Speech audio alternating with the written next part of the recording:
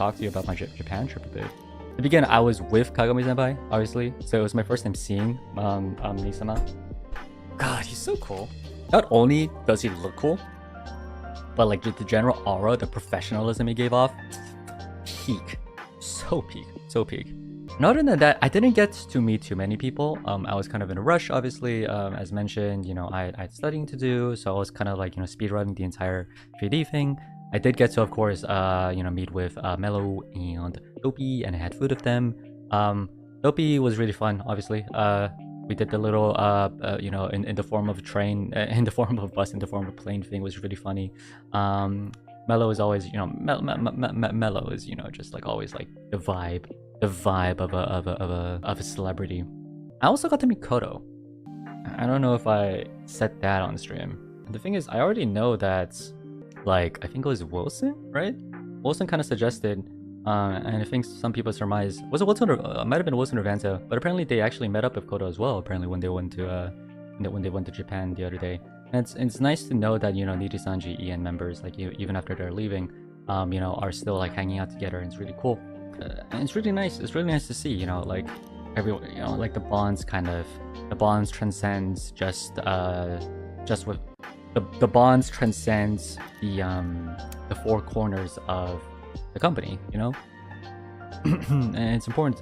That's important. I think that's really important to realize. And without getting into too much detail, you know, we talked, we chatted, and I was really happy to hear that you know, she was planning out, you know, more things for herself as well. She's starting a new journey, and she's starting new challenges. And you know, one thing I really was so happy about when I'm looking at my gen mates was how they would always push themselves, right? They'd always push themselves. They'll never settle for less. And they kept going on and on, trying to show the world that, you know, they have that ability to be super awesome. And I really appreciated that. So it was really nice, definitely, to see that she continued that journey of hers.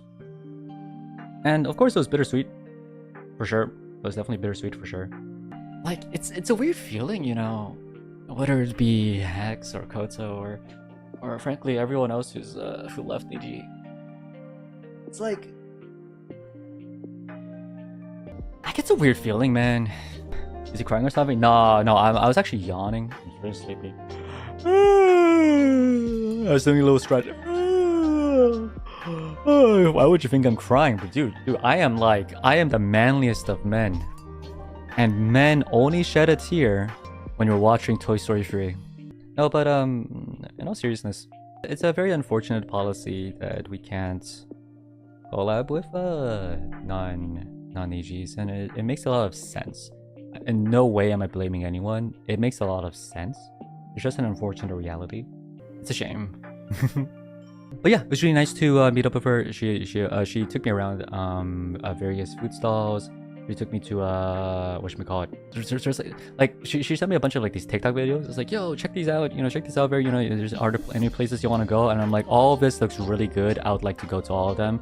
Unfortunately, I have a small stomach, which is true. It's actually a shame that I have such a small stomach. But it was great. It was great.